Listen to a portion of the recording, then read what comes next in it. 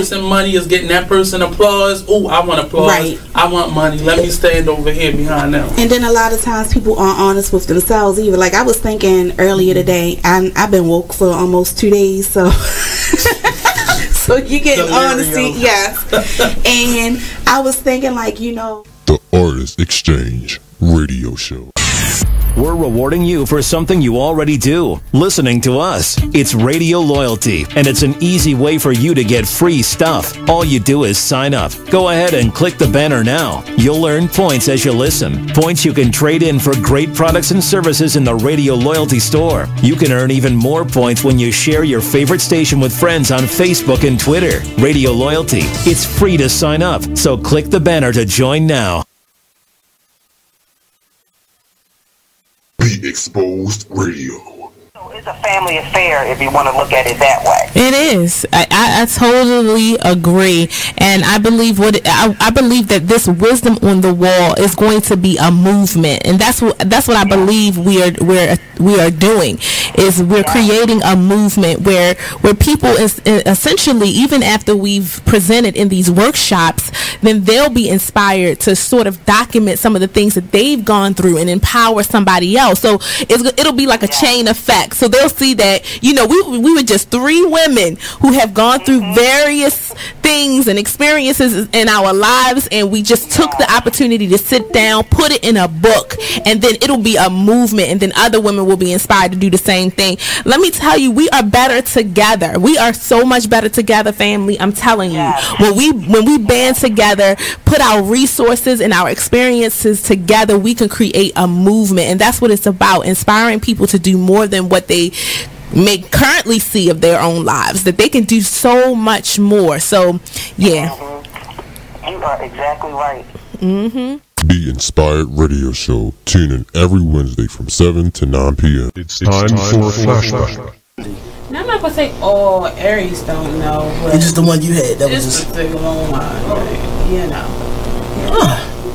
But it's always something that you can go ahead. Listen, can you recollect any signs that you might not get right? October 15th or 16th. What is that? And Libras.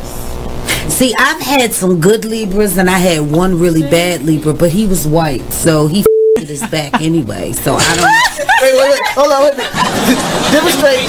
You got to demonstrate the back. No. Ain't no way. Not the dirty. How they bust? Boy, show how they bust. And then want to cry afterwards. I mean, what the f*** is the point of the tears? I mean, I can see you shake, and shake it off real quick. But you crying? F*** out of here. What was he crying for? Cause baby, this pussy make that. You in? I got that good. Nasty bitch. The shade. McLean's Couch every Tuesday at 9 p.m. Only on BeExposedRadio.com.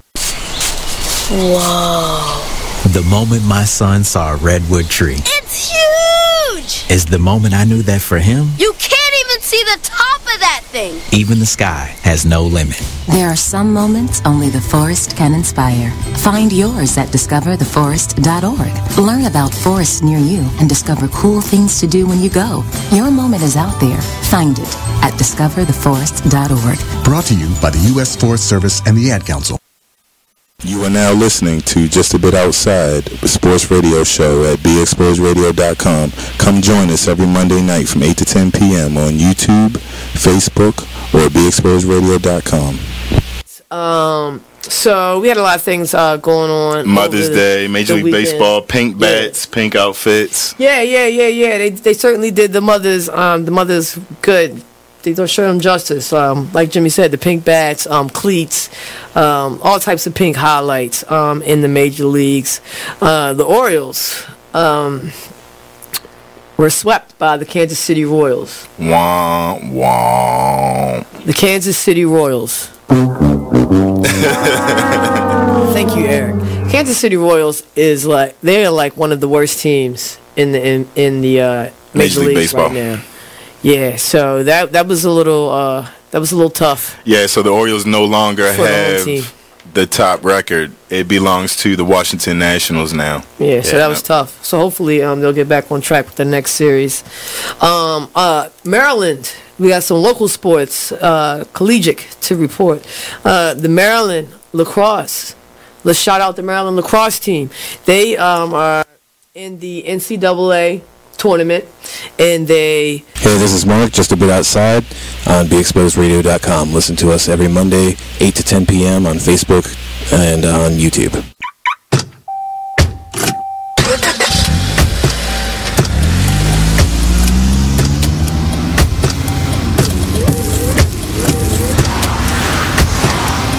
Driving has a rhythm all its own. Don't wreck it with a text. Before you get behind the wheel, silence your phone. Or better yet, designate a texter. For more text-free driving tips, visit StopTextStopWrecks.org. Brought to you by the Ad Council and the National Highway Traffic Safety Administration. You are listening to BeExposedRadio.com.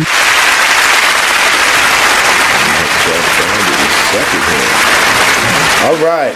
What's up, family? Welcome to the Black Body Man Radio Show. We are back with another exciting episode. I'm your host, Brother Mike. And as usual, I'm here with my partners in consciousness, my co-host, the lovely Miss Janice. Hi, hi, hi. And also our awesome team member, Miss Samantha Glam by Sam Dennis. Hello. How you doing today, ladies? Hi. Pretty good. Pretty good? Wonderful, wonderful. Wonderful. So we back with another exciting show? Yes, we are. All right, let me find my feed here. So tell me about your weekend, ladies. You know how we do. How was the weekend? Productive. Seriously, really productive. All right, yes. Let's talk about that. Let's get in your business. Yeah. No, I just got a lot of... My sister's getting married at the end of the month, so... oh, congrats. Got a lot of stuff going on. Congrats to your sister. Thanks. And I'm just working on some new projects, so... Okay. Very nice. That's always fun. Too. My weekend was normal. It was relaxing. Yeah. Yeah, I was home chilling, enjoying my Shabbat. Just relaxing. Normal isn't good enough. Normal ain't good enough? I know, right? I'm boring. I have a boring life. So boring. Let me see here. Facebook still was... cake. Yeah, right? Facebook don't want to give me the feed today. I'm trying to find in here. Where we at here? Where we at? So yes, I'm working on some new projects. I'm very excited about it. Okay. So that's always nice. Care to share anything? We'll wait. Okay. All right. Coming soon. Coming soon. Right. Coming to a theater near you. BBD Radio Show. Speaking of theaters. Talk to me. Magic Johnson. Mm-hmm. Was having talks with the mayor this week. What old Magic about some new projects here in Baltimore. All right, here we go. I got it. A theater, some housing. Magic about to throw his he about to throw his hat in the ring. He want to invest in Baltimore. Magic Johnson wants to invest in Baltimore. Nice. So they've been having talks about that. So it's going to be some housing projects going on. Even talk of a movie theater. I know he's definitely probably going to do a movie theater. Like, he's known for his movie theaters. Yes. So he's supposed to be back in September with some more discussions. Oh, that's good news. That's wonderful news. I'm sending out some invites to everybody who's with us today. We hope you tune in with us. So what we got going on in current events? So, that was one of them. But we have, preseason kicked off last week. Go Ravens. So, we're back with the controversy. Kneeling, putting the fist in the air, standing in the locker room for the anthem. So. Nice. They still holding it down? We still have some holding it down. The slave masters still threatening them? Well, there's been a lot of talk about, police unions getting together to boycott, the teams that are, still have members kneeling. Did you see that the U.S. Army team, they were kneeling too? Did they? Yep. What they do? The U.S. Army, how they do the Army-Navy game. So there's two teams, or football teams for the Army and then the Navy. Right. And the Army team kneeled during the anthem. So there's a big, talk about that. So It's gonna get ugly. It is. The season haven't even started yet. It's preseason right now. Season haven't even started yet, and they're already talking about, you know, for those who purchase tickets to get refunds and just to start boycotting the games. Look how silly people are, you know.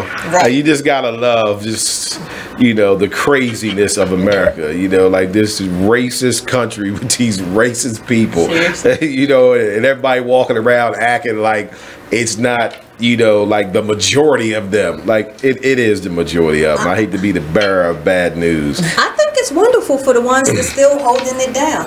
Yeah, it is. A lot of times when these, you know, when these projects takes off, a lot of times, you know, people, of course, they don't get a lot of support with this. Right. So a lot of times, you know, it kind of go under the rug, but they're actually, you know, sticking with it. Yeah. So I'm kind of happy about that. Yeah, that's good. That's good they holding it down because somebody's got to do it. It's a dirty job, but somebody's got to do it. Even with the ones that still kneeling on the field, you know, they putting their livelihoods on the line. But they are because they get fined for that, the slave masters will take your whole life away from you if you don't do what they tell you to do. That's their whole goal. And yes, I call them slave masters because that's what they are. Have they not proven that? Look how silly they getting behind somebody kneeling during the national anthem, which, by the way, they didn't even start playing in the football league until 2009. And here they are acting like this is some deep-seated tradition, you know, that these black people are violating, right? But skip the fact that the NFL is filled with white men who've been accused of being pedophiles to everything to rapists and everything else. But never no focus on that. Let's focus on the people who are taking the knee. You know, meanwhile, Roethlisberger been running around raping women since he been in the NFL. But, you know, I digress. For the people who want to continue saying, you know, they're disrespecting the flag and, you know. The flag that has been drenched with our blood. You see how white supremacy works? They want you to bow down, even in the midst of something that they know has never been nothing but horrible for you. They want us to be proud to be Americans in a country that enslaved us and put us through Jim Crow laws and still got the police killing our kids in the street to this very day. But for some reason, in their sick, sadistic mind, we should still somehow feel proud about that. Right. It's disgusting. Disgusting and not surprising. But anyway, what else we got in current events? Have y'all heard about the trucks, the open trucks in Chicago? Oh yeah, I did see that in Chicago. The Bay trucks? Huh? No. Yeah, the Bay trucks with the Nike Air Force sneakers and Louis Vuitton shoes in it. Yeah. That's a setup. That's insane. What do y'all think about that? Yeah, they setting black kids up. Did you see the video of the guy that was following the truck, and then once it pulled over, they were like, "Get that shit out of our neighborhood." Right. He pulled their card. Yeah. He pulled their card. And you know, the thing that I get out of this is, at a minimum, for those of us that have been in denial about the reality of the United Snakes of America, you're being faced with that reality. You can't run from it no more. Look what they're doing. These people are evil. They've always been evil. Nothing but evil. And no, it's not all of them. But God damn it, it's a whole lot of them. Enough of them. It is enough of them. It's not all of them, but it's enough. It's enough of them. The ones who ain't like that don't have no power. That's just the people you work with and grew up with, co-workers. Like, yeah, we know they cool peoples, but they ain't got no power. The power is in being a racist. That's crazy, though. It is. They live in a society where they can get away with it. Yeah, but who does that? Society. Like, really? Who does that, right? Yeah. So, anything else we got in current events? I had nothing. All right. Well, as usual, we knew the current events couldn't go over without it being some type of racism in it.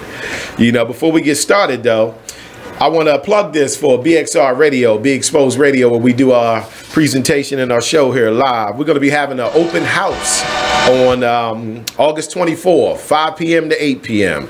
So come on out, hang out with us. You'll get to meet the people from all the shows. Brother Mike will be there. And it's going to be a networking event, live broadcast, refreshments, open mic for artists. It's going to be a good night. We're located at 200 East Lexington Street, Baltimore, Maryland, Suite 711. So that's the Be Exposed Radio open house, August 24th, Friday, 5 p.m. to 8 p.m. Come on out and hang out with us, man. Meet the people from the other shows as well as Brother Mike and chop it up with us a little bit. Let's get some networking going on. Open mic, huh? Open mic. What you gonna do? I'm just gonna be there. Spoken you know word. what I mean? Yeah, maybe I'm gonna come with some spoken word. I'm gonna be there. I'm gonna try to meet some people, network, you know what I mean, and meet people from the other shows. It's gonna be fun. I'm gonna have a drink. We having drinks? H2O. Yeah, I'm coming with some drinks. Sounds I'm sneaking some miniatures in. That's how you rolling? Like I'm going to the movies.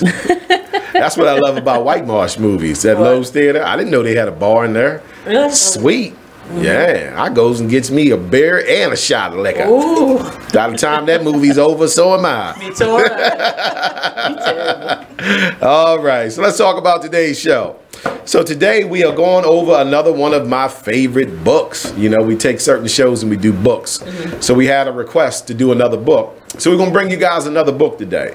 So today's show is going to be on the book, Rich Dad, Poor Dad. Now, I don't know if anybody out there is familiar with this book, but if you're not familiar with this book, I would suggest you get familiar with this book. It's a really good book, right? Good book. Now the author, Robert Kiyosaki, is not paying me any money to promote this, right? But what I do is for our people. You understand what I'm saying? So I think this is a great book for us to check out if you want to start having a different understanding of financial literacy and what's really going on in this system that we call employment. You know, what it can lead to and what it can't lead to. Great book. You know, so it's a very good book. So are either one of you ladies familiar with this book? Rich Dad, Poor Dad by Robert Kiyosaki. It changed my life. It changed my life. I am. Because it changed my way of thinking.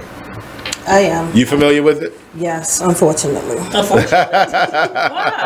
It makes me ashamed to be an employee. Right. No, that did make me feel some kind of way. Yes. Okay. That's interesting. I never heard that perspective. Yes. That's interesting. So, you're familiar with it as well? See. Okay. Look, the BBD team is already familiar with this book. You know what I mean? I thought I was going to be the only one here today saying I read this book. But it looks like they're familiar with it as well. Very nice. I actually read that book. You read that book? It's a good book. Hey, Andre Johnson. Hey, brother, how you doing, man? Appreciate you joining us today. Andre Johnson is running for County Council, Harford County, Maryland, District 8. All We right. support you, brother. Can't wait till we have a conversation soon. I'm going to see you on the 18th. It's going down. Brother's working it out. That's what we need. Right. So again, this is the book, Rich Dad, Poor Dad. So we're going to give you a little insight on this book today. Like I said, it's one of my favorite books. Maybe it'll end up being one of y'all favorite books. But Janice said it had her feeling a certain way already. Yeah. So let's give a little briefing about the book, right? All right, so Rich Dad, Poor Dad has been called the #1 personal finance book of all time, boasting over 26 million copies sold. In his book, Mr. Kiyosaki illustrates the mindsets and beliefs that make the rich rich and the poor poor by contrasting the advice of his real dad with that of his financial mentor, who was the father of the author's best friend. Okay, so that's the whole Rich Dad, Poor Dad part. He lived next door to his best friend. Growing up, he received advice from his father, which was pretty much traditional advice. Go to school, get an education, get a job. His best friend's father gave him like the exact opposite, right? His advice was opposite. Don't get a job, learn about money, so forth and so on. Who says that? Right. So already we in controversy. That is not we what in you hear controversy today. already, right? The only thing you hear today is go to school, get a good job. Yes. You hear nothing about anything else that deals with you maybe learning how to make money. So it says Robert's biological father was brilliant and charismatic. finishing his 4-year undergraduate degree in less than 2 years, then going on to obtain a master's and PhD at 2 prestigious universities before rising to the #1 position in the state of Hawaii's educational system. So this was his biological father, right? He left debts to be paid upon his death, while Robert's mentor, who never even finished 8th grade, became the richest man in the state, leaving tens of millions to his family and charity. This one anecdote is indicative of a fact that we all should know, but probably don't know how to act upon. Formal education teaches scholastic and professional skills, not financial skills. Even finance classes are purely academic or professional and don't really teach what it takes to become rich. The ubiquitous focus on formal schooling leads to graduates who may have good grades but still have a poor person's financial programming. All right, so let's talk about that. So that's pretty much the essence of the book, right? He's saying formal education it's great, but it's not going to teach you financial skills. So in layman's terms, he's basically saying education can prepare you to make money, but it does not teach you what to do with the money once you've made it. So because you don't have that teaching, you still have what's known as a poverty-stricken mindset. In layman's terms, it means you're going to work your way back to zero. Yeah, education definitely teaches us employee programming. Right. That's what it teaches. Right.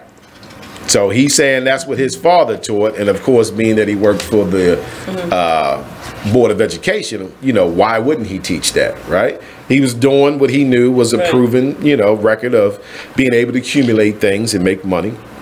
But at the end of the day, it says that, you know, his family was left in debt, like everybody else's family. Like everybody else. Right, with bills to pay, so forth and so on. Or even still, why can't it be an even amount of teaching, like employee programming, and what about entrepreneur? Like, why can't it be an even amount? Because even with being an employee, he's still saying you can be making great money, but you still don't know what to do with the money because they never taught you that. So you might have your master's, you might have your PhD, but nowhere along the line did they teach you what to do with that paycheck once you got it. That's interesting.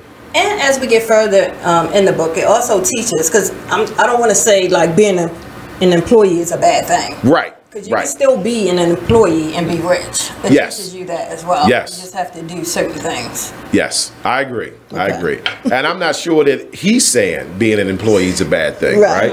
And even if he is, I guess he's got his reasons.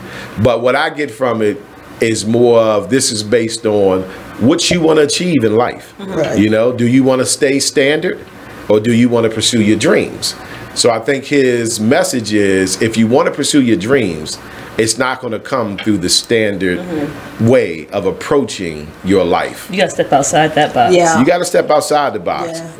For all the brothers and sisters listening today, outside the box for us is just simply reading a book because there's so many of us that refuse to even read a book, you know what I mean? And it saddens me because it's so many answers to some of the problems that are common amongst us as a community of people in some books. But that happens to be, that's the one area we just not gonna fool with, you know? And if you think about it, like, it has to be true.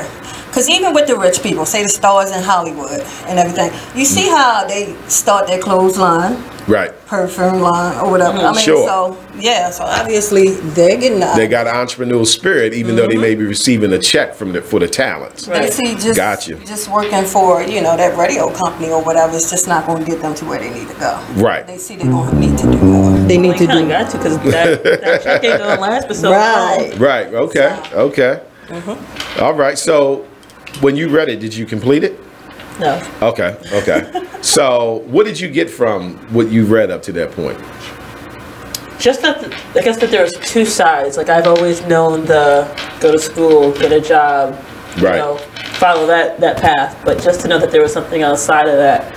I mean, it had already been in my mind a little bit, but just to broaden that and see that, you know, it is possible to step outside that box.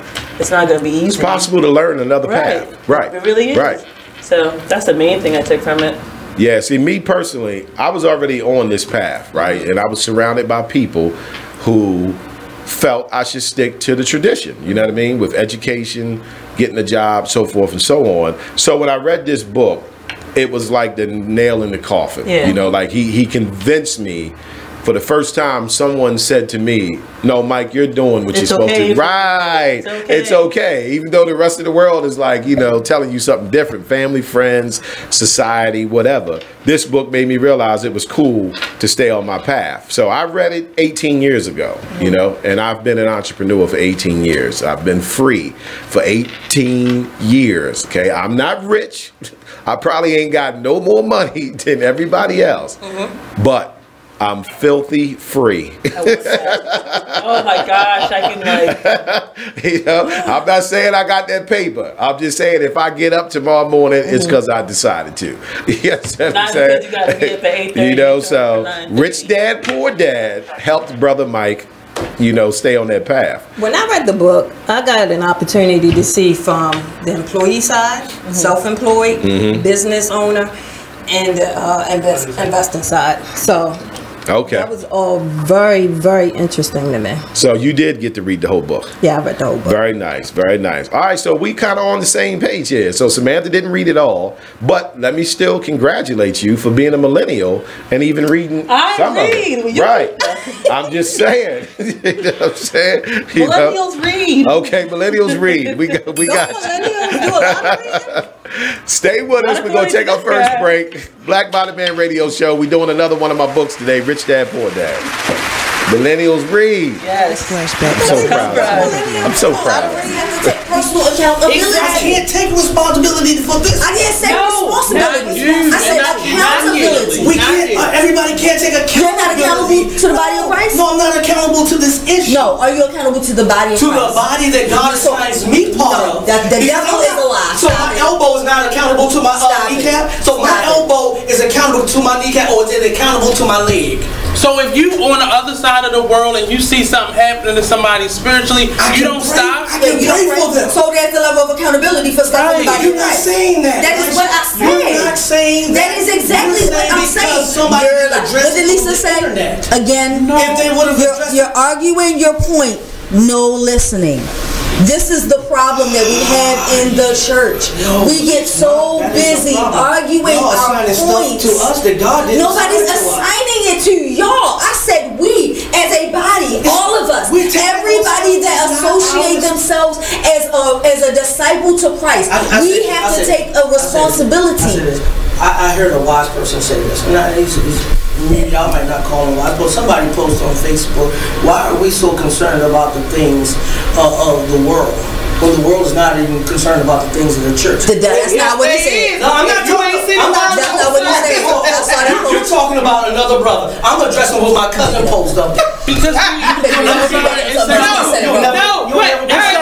said it, that ain't true. Because you just said the word is right. But it sounds very cliche, but like I grew up to believe. But they're not really concerned about us going to heaven. But you paint a broad picture again, because like for me, the way I was raised, if somebody on the street needs something or is going through something, you help them.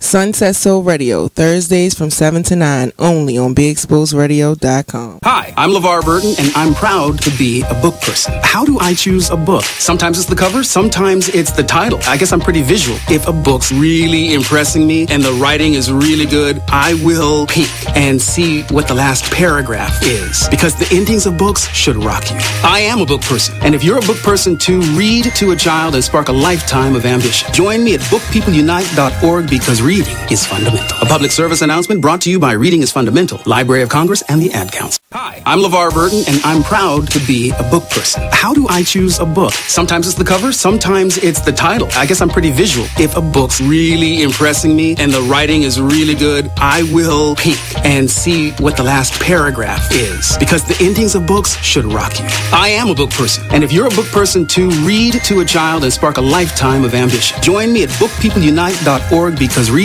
is fundamental. A public service announcement brought to you by Reading is Fundamental, Library of Congress, and the Ad Council. Green light. Hey girl, school zone. I'm getting hungry. Car changing lanes. You want to meet me for pizza? Stop sign. Intersection clear. Yeah, street. Pizza sounds good. Ballin Street? Girlin Street! You are listening to BeExposedRadio.com. All right. Welcome back, everyone, to the Black Body Man Radio Show. I am your host, Brother Mike. So today we're doing one of my favorite books, in case you missed the intro. The book is called Rich Dad, Poor Dad. It is written by Robert Kiyosaki. So we was just going a little briefing of what the book's about, how he had two dads, and he was kind of conflicted with which dad he was going to listen to the advice from as far as with his life.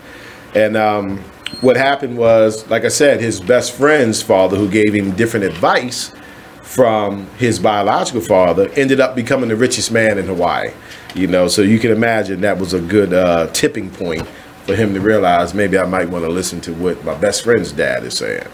All right, so I'm just going to go over a few of the lessons that are in the book. Before we do that, I just wanted to clear something up real fast. Like, in the beginning when I said it made me ashamed to be an employee. Now, what I was talking about was, like, it had my thinking pattern down pat. I didn't like that.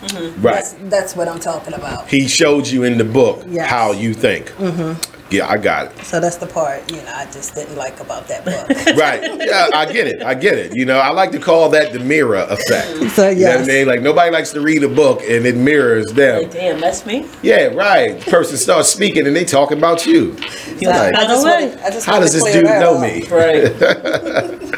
All right, so I'll go over a few of the lessons in the book to give people a briefing of kind of what's going on in this book. So the first lesson was that the rich don't work for money. I'll read it. The poor and the middle class work for money. The rich have money work for them. That is very important. That's very important for people out there. If you heard what I just said, this is a quote from Robert Kiyosaki. The poor and the middle class work for money. The rich have money work for them. Just with that quote, what comes to you ladies' mind? Like, what does that make you think of when you hear that? It makes me think of that, of course, the statement is true. That's it. Yeah, because you know how, because even with the poor and the middle class, like working for money, because even when you need more money, what is the first thing that comes to your mind? Working overtime? Yes. Working more hours? Working overtime, Yeah, working more hours, working more, getting right? a part-time job, like you're working for the money. Like that's the first But thing you're kind comes. of forced to. Right. You got to. That's the only way you're going to Do get you? it. That's the mindset that we're all under. You don't have to. Do you have That's to? what I didn't like. Because you see how like that mindset came out. It speaks about it in the book. Like, you know, that's what's on out. That's how we think. Any examples come to your head with us as a community, right? It doesn't have to be personal. Okay. About poor and middle class work for money. The rich have money work for them. So I can think of an example that pops in my head for us as a community of people when I hear that. So for me, a good example would be tax season. Okay? Right. A lot of black people get a lot of money back during tax season. Right. Okay, so what this book is saying, that if you had financial literacy, you wouldn't take that $5 grand, that $8 grand, that 10 grand, and buy a TV, a car, new rims, right? That's not the way you do it. Yeah, of course. He's saying that's not what you do with it. Waited all year for that. He's saying you take that money and you put it towards something that's going to make more money, right? So you make the money go to work. You don't go to work. That's not the mindset that everybody has. That's not the mindset that nobody has. Wait a minute, that's not the mindset. Why do you think this was a national bestseller? That's not the mindset that the poor and the middle Right, class. because they struggled all year for this money. Sure. You ain't about to tell me that I can't go buy my rims. Exactly. For my car. But that's the mindset that the rich have. Right. So he's trying to show you that that mindset was put in you so you could stay middle class and poor. Meanwhile, the people who are behind giving you that mindset, they do the exact opposite. You know, if you give them $5,000, they're not buying no car. They have an understanding the car I've been driving is fine, right? The TV I've been watching is fine. My son's PS3 is fine. He doesn't need a PS4, right? They're going to take that money and invest it into something that's going to produce more money. Whereas us, we just go spend it. Yeah, I mean, black people as a community, because we don't have this knowledge, right? So that's why I'm bringing this knowledge forward. I'm giving some of these secrets away, you know? So that's what comes to my mind when he says that. But let me read on. So again, this is part of lesson 1, the rich don't work for money. The course of study that the poor and the middle class take is the conventional method: study hard in school, get good grades, then get a safe job with excellent benefits at a big company. The course of study the rich is very different, and most people never take the time to learn it. Instead, most people are stuck in an endless cycle of fear and greed. Fear of being without money compels them to work for it, and when they get a paycheck, greed or desire makes them spend what they worked for. They work hard to get paid more, but then follow up raises with more debt and more expenses. The author has little sympathy for people who say, "I'm not interested in money," or "money isn't everything." If that's how you feel, why are you working 8 hours a day, 5 days a week? That's what he said. That's what he said. So let's talk about that. Do you get what he's saying? Yeah. You know, he's saying, like, people walk around and say, "Oh, well, you know, money's not everything. And, you know, my life isn't based on money." So he's saying, well, if that's true, then why do you go to work 5 days a week for 40 hours a week? If, you know, if money's not everything. Does he have responsibilities? True. But I think what he's trying to show is that money is more important to you than what you're leaning on. Right. You know, you want to say it's not everything because you don't have it. Right. That's pretty much it. You know what I'm saying? You know, I think that's the message he's trying to communicate with that. You know, so, you know, he said it's an endless cycle of fear and greed. So is this true? Fear and greed. The fear of losing money, the greed of wanting more. Even if it's not money, it might just be more doodads, gadgets. You know what I mean? Trinkets, as I like to call it. Trinkets. Give me your thoughts on that. Because I was going to say, that's another reason we say money isn't, you know, everything. Because, you know, we want an excuse to spend it. We want an excuse to spend it all. Right. Okay. So. All right. But the more money you make is going to just create a whole other set of bills, requirements, more money, more problems. Like, now let me ask you a question. Let me play the devil's advocate here, right? How do you know that? Because you've had a lot of money, or because it's a song that says like, more money, more problems. Not even that. Just because, like, I started at one point at my job, and I thought making more money would lessen my burden, but it just becomes more because you constantly playing catch up. Like, you constantly have things that are coming up and that you're responsible for. So making more money isn't the answer.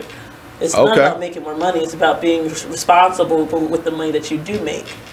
That is true. So. That is true. I agree with that. Yeah, I do think making more money is the answer, though. But I get what you're saying. But I get it too. Don't like misconstrue when I say money isn't. Yeah, more so money isn't the solve all. If that makes sense. Making more money isn't going to solve your problems. It's good to make more money, but it's not going to eliminate everything else. You know, there's a scripture in the Bible that say money solveth all things. Is there? I'm just saying. You're going to go there with it. I'm just saying. You know, I get exactly what you're saying. Okay. You know, so let me ask you this. So your approach with it is from an employee perspective, right? So if you want to make more money, like you said, you get a better job or try to get that raise. Right. Do you feel that what you said would be the same if you wasn't making that money from being an employee? Do you get what I'm saying? So instead of getting a raise when you got more money, you just got another contract, you know? Yeah. You know, got more products you sold, Right. offered a different service. Do you think it would still bring about what you said, which is just more money, more problems, so forth and so on? A little bit. A little bit? You still think so? Okay. Because that is what people say, more money, more problems. Yeah. I personally don't know because I haven't had that money. And I've had a bunch of problems. I'd like to try it from the perspective of having that money. I know what it's like to deal with problems without money. Huh? Life would be easier for sure, but it's not gonna completely make life like amazing. You're just gonna have an extra set of whatever comes with it. Right. Okay. I guess that's what I'm trying to And again, I don't know. I have never been there. I don't know what it's like to be rich. Me either. Okay. So, I know. This is the point that I'm making. I'm saying that I started here and I make this much now. How do we really know? We don't know.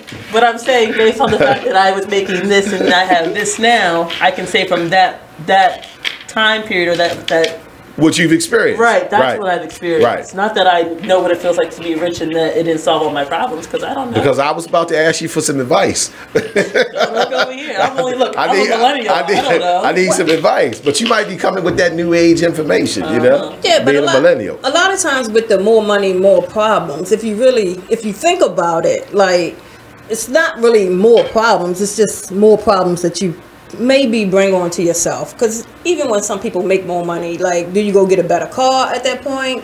Like, are you spending more money at that point to make more problems? Or like, do more problems just come? Or are you bringing more problems? You understand what I'm saying? It's a good question. It's a good question. With that statement, it's probably because you bring more problems. Yes. All right, let's read some comments. So these pretty much. Javon Brown says we have a desire to look successful instead of actually being successful.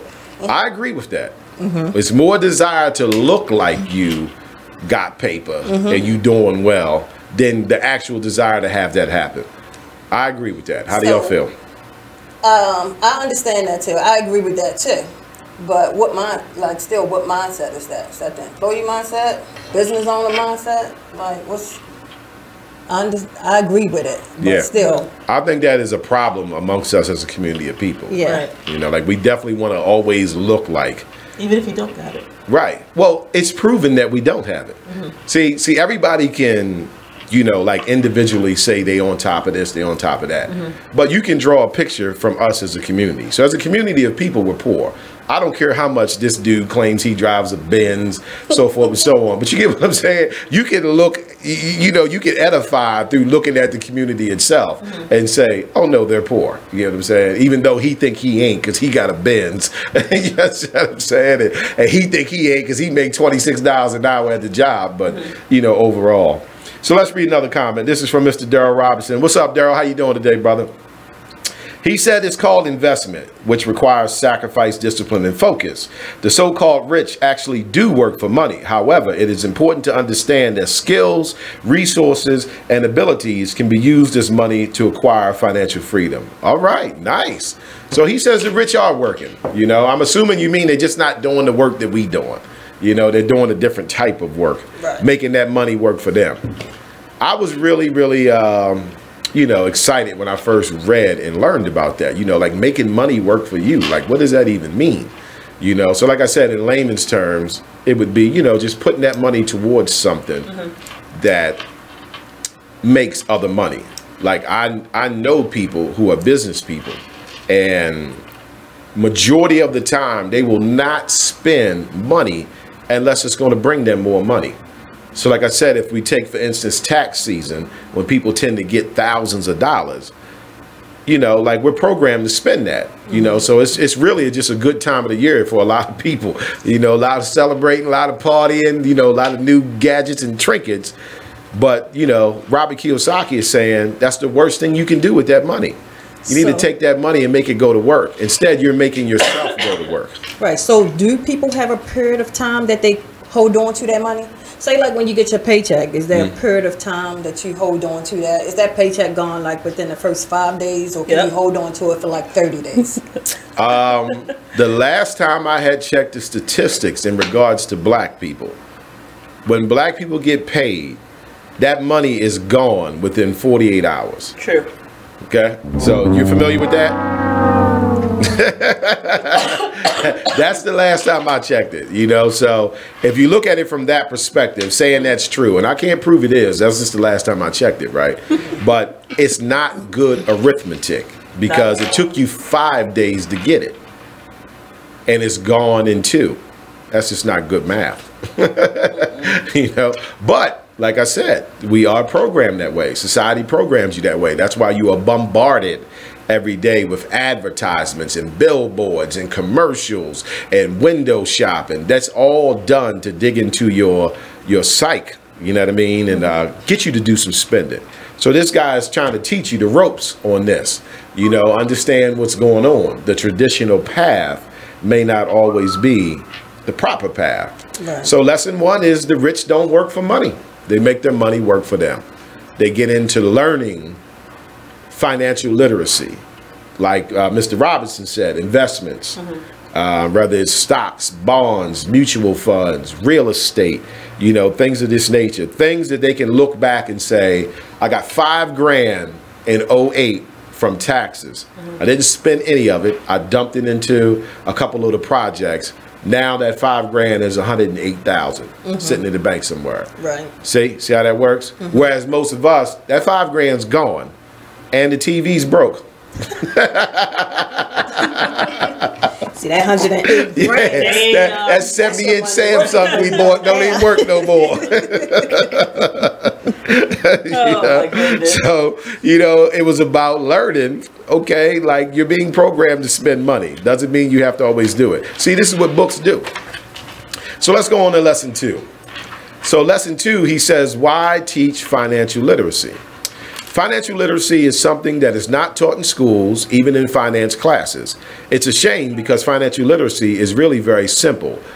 There's only one rule. Know the difference between an asset and a liability, and buy assets and limit liabilities. Got you, brother. All right. The poor and the middle class don't become rich because they buy liabilities that they think are assets. The difference is simple but profound. Assets create income and liabilities create expenses. Assets move cash into your pocket. Liabilities move cash out. Now, again, I read this book, 18 years ago, right? But I remember back then, and I've revisited it throughout the years, right? But I remember that was like a shocker to me because I didn't know nothing about that, right? You know, and first of all, I didn't even know what an asset was. So for those out there, I'm sure someone else in the audience that might not know what an asset is. An asset moves cash into your pocket. Liabilities move cash out. So when I learned that, I reflected on my current situation at that time, and I realized I had a lot of liabilities. Right. You know, I felt like I was due. I had a lot of liabilities. Right. So I think that's a very important lesson. But we're going to pause right there, and we're going to take another commercial break. Stay with us. Black Bottom Man Radio Show. We're doing one of my favorite books, Rich Dad, Poor Dad by Robert Kiyosaki. We shall return. Are you familiar with that? You know, when it comes to your children, especially if you're dating someone that you actually like, you do want it to work. So you're gonna hope and encourage the relationship between your child and that person because you like that person, you know, so you're gonna hope for the best. I mean, sometimes, it just doesn't work and you can't make it work. You can't force it. It's like a branch. You keep bending it. Eventually it'll snap, and even if you put it back together, it'll never be what it once was. But you definitely pray on it. You hope for the best, you know, because like nobody wants to spend the rest of their life alone just because a particular relationship didn't work out, but you had this beautiful creature as a result of it, you know. But you don't want to necessarily spend and you're not all of a sudden a bad person. You're not all of a sudden not going to fulfill this other person's needs. You, madam, are a harlot and a scoundrel. Because I had one kid while I was still married. Like, but what if you? I take that back. What if the situation turns around the other way? So you ready for your child to meet? They meet the person, and this person is a giver. So this person's buying your child lots of gifts and wanting to. I would usually. Do you let? You don't like if it's a birthday or some sort of holiday or something like that. Okay, and they want to get them a few things or get them something. Okay, but just on like a regular basis, like unless it's like Nestle's Quick. or something that you can get from, like, you know what I'm saying, or like Kit Kats or something like that. Like, no, don't spend a lot of money on. I'm sorry. It's unrealistic. Like, don't try to buy his. Tune in live to Salacious Life Radio every Wednesday from 9 to 11, only on BeExposedRadio.com. So, Jacqueline. Yes, Mom? I wanted to talk to you about something, and... Oh, wait. Hold on. I just got a text. Oh, there's another one. Wow. Busy me. So, anyway... Oh, wait, Mom. I just got a message. My friends keep commenting on my comment. Oh, there's another one. So many comments on my comment. Oh, I can't wait to watch TV tonight. Playoffs! Hey, guys, check out my new video game. Pew, pew. Wait. Mom, what? Huh? What? Hold What'd on. you say? Wait a second. What? This weekend, unplug. Take your family to the forest. There's nothing in the world like experiencing nature firsthand. Trees, paths, bluebirds, streams. Getting closer to nature can get you closer to your family. To find the forest nearest you, go to discovertheforest.org. Brought to you by the U.S. Forest Service and the Ad Council. Keyboard Cat, Hamilton the Pug, and Toast Meets World. These are some of the internet's most beloved pets. With millions of YouTube views, shares, Instagram likes, followers, and fans across the globe. But what do all these amazing pets have in common? Their stories started in a shelter. Start your story. Adopt a dog or cat today. You are listening to BeExposedRadio.com. You've seen one you like and one to bring it up, you know what I mean? All right, so welcome back, everybody, to the Black Body Man Radio Show. I am your host, Brother Mike. Today we're going over a book, Rich Dad, Poor Dad by Robert Kiyosaki. So we're going lesson 2, Why Teach Financial Literacy. But before I continue, I want to read a comment based on where we left off at. So this is from Miss Talisha Johnson. Thanks for tuning in with us, Miss Johnson. She says, people need to understand that the government is collecting interest off their tax refund. If people change their exemptions, they could invest their own money or use their money during the entire year instead of getting that fat refund check. Ooh, that was a little nugget. Miss Johnson, I'm going to assume that you got some type of dealings, you know what I mean, in this area, because that was a very profound message. That was very specific. She got a little knowledge. I'm almost scared to ask what you do for a living. Very nice, though. Very nice. Yeah, that's interesting. I never heard that before. She said you can change that. Well, we need to talk. Change the exemptions, yeah. She must be an accountant or something. Yeah, she You're an accountant, ain't you? Somewhere with them numbers. All right. So we talk about the financial literacy, and I'll continue on here, right? But let me read what I just read before that, because I think that was very important. The poor and the middle class don't become rich because they buy liabilities that they think are assets. The difference is simple but profound. Assets create income and liabilities create expensive. Assets move cash into your pocket. Liabilities move cash out of your pocket. I want to keep emphasizing that because I think if you don't get anything else from this show, right, until you actually read the book, get that part, because that's very important. Understanding the difference between an asset and a liability. So he says, for example, most people think of a house as an asset. By the accounting definition, it is. But in reality, your home results in cash moving out of your pocket. The mortgage payment, insurance, property taxes, and worst of all, the missed opportunities from having your money stuck in your house instead of available to you to work for you. Instead of pretending your house is an investment, acknowledge it as an expense.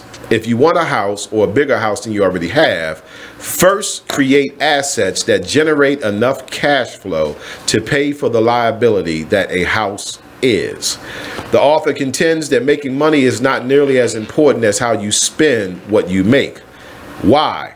Money only amplifies the cash flow pattern in your head. Most people mistakenly view wealth in the terms of net worth or asset minus liabilities. The problem is most of the assets people put in their equation are actually liabilities, or are worth far less than people think. Wealth is not net worth. It is the number of days you could survive if you stopped working today. Now, we're going to revisit that last statement because that last statement is very important, right? But let me go back up here and talk about the house, right? So, we all know that within this society, you are taught that your house is your biggest asset, right? Everybody familiar with that? Everybody in the audience? I hope you guys are familiar with that. Your house is your biggest asset. I know that's what I've always been taught. That was banged into my head, right? Okay, so today we are going to dispel this myth. Your house is not your biggest asset. Your house is not even an asset at all for you. It is an asset, but it's an asset for the bank because for them, it increases their cash flow. Every month, they receive money from us to pay that mortgage. So for us, it reduces our income. Now let's go back to what we said assets and liabilities are. Asset adds to your cash flow. Liabilities take away from your cash flow. How could your house possibly be an asset? It takes money away from you every month. That's not what they teach in school. Exactly. You just asked me and I told you they're not teaching you nothing. Then you say, oh, your house is a liability. That's not what they said in the class. I told you they're not teaching you nothing. You know, they lied to us. So it's tricky because it is an asset, but not on your financial balance sheet. On your financial balance sheet, it's a liability. Is that only true when you take out a loan for your house? Once you pay off that loan, does that become an asset to you at that point? Good question. Still a liability? Great question. Great question. Well, first of all, with the loan, you'd be surprised what you're actually going to pay for that house. So let's say you bought your house for $200,000. If you look at the paperwork and look at the interest rate, it's probably an interest-only loan. They're famous for doing that with black people. You know, you're going to find out that home that you got a loan for $200,000, after that 30 years is over with, you probably paid $580,000 for that home. Well, what about the ones that rent their homes out? Like, say their mortgage is $700 and they charge $1,600 for rent. Y'all on fire today. That's another good question. That's another good question. Yeah, well, those would be the people who are understanding that if they're going to have that mortgage, they're going to make somebody else pay for it. You see? So it's still listed as a liability on their balance sheet, but it's a liability that they're not paying for. Because like you said, the mortgage is, let's say, $500 a month, and they're renting it out for $850. See how that works? Stay with us, though. We got to take another commercial break. This is getting good. BBD Radio, y'all. Because it's gentle on your baby's eyes. You make sure his toys don't have any sharp edges. You always test the bathwater to make sure it's not too hot. You taught her what to do when the smoke alarm goes off. You make sure she wears a helmet when she rides her bicycle. You put on his sunscreen, even when he's embarrassed his friends will see. You do so much to keep your child safe. But are you using the right car seat for your child? Is your child facing the right way in the car seat? Is the seat too big or too small? How do you know when it's time to move your child into the next type of seat? Car crashes are a leading killer of children ages 1 to 13. Protect your child's future at every stage of life. For information on the right seat for your child, visit safercar.gov/therightseat. That's safercar.gov/therightseat. A message from the National Highway Traffic Safety Administration and the Ad Council. Why is Connor having trouble focusing in school? Having trouble finding Connor's middle school? Would you like directions? No, why is Connor having trouble focusing in school? Finding lowest airfare to Istanbul. No, I'm tired of fighting with him over homework. Home, walk, restaurant. Need a review? No, I need help. He's very smart, but his mind wanders. He's disorganized. I think I understand. Oh, good. Finding best potatoes for French fries. No! Russet, fingerling, Yukon Gold. Why don't you understand me? Sorry, I was trying to show how Connor feels every day. Frustrating, isn't it? Redirecting to understood.org. For the 1 in 5 kids with learning and attention issues, this is what life can feel like. Explore understood.org, a free online resource about learning and attention issues, designed to help your child thrive in school and in life. Understood.org, because understanding is everything. Brought to you by understood.org and the Ad Council. My name is Ruth Rusi. I'm a retired teacher. I'm 91 years old, and this is how I live united. I say retired, but not really. Once a week, I read books to children as part of United Way's education program. Reading to a child creates links between language and literacy. It creates a bond between grown-up and child. And believe it or not, it prepares them for a better academic future. Oh, we read about frogs and flies and pigs with wings, all sorts of juicy stuff. It's a joy to watch all those little faces. I figure I have the time and they have the need. And I've always believed that if we're not here to help each other, then what are we here for really? My name is Ruth Rusi. I help kids prepare to succeed in school. So I don't just wear the shirt, I live it. Give, advocate, volunteer, Live United. Go to liveunited.org. Brought to you by United Way and the Ad Council. My name is Meera Batra. I have been in this country 32 years, and this is how I live united. America has always... You are listening to BeExposedRadio.com. House is your biggest asset, and in reality it's not. It's an asset for the bank. You know, it's an asset on their financial balance sheet, right? For you, it's a liability. And I don't think this is, or at least I know my message is not saying don't buy a home. Right. It's just more about understanding what you're doing. Because if I really wanted to take it a step deeper, I would tell you that the word mortgage itself means death pledge. Yeah. Well, ding, ding. That, you can't sit there and lay that out and not explain that one. Yeah, a mortgage is a death pledge. It's a pledge to be in debt to someone until you die. And that's why the mortgages are usually 30 years. They hoping you don't make it that far. Every time I leave this show, I leave feel a little bit fucked up about Welcome to the BBD Radio Show. We give it to you raw diggity dog. Look, first I can't leave without a passport. There you go. Now mortgage is a death sentence. Like, your house is not an asset. Right. This is so fucked up shit. I am here to pull the mud off of your eyes. Oh gosh. So your house is not your biggest asset, right? All right. So he says the author contends that making money is not nearly as important as how you spend what you make. Why? Money only amplifies the cash flow pattern in your head. So let's talk about that. What does that mean to you ladies? Money only amplifies the cash flow pattern in your head. Now he's giving away secrets on that. Mm-hmm. Think about that.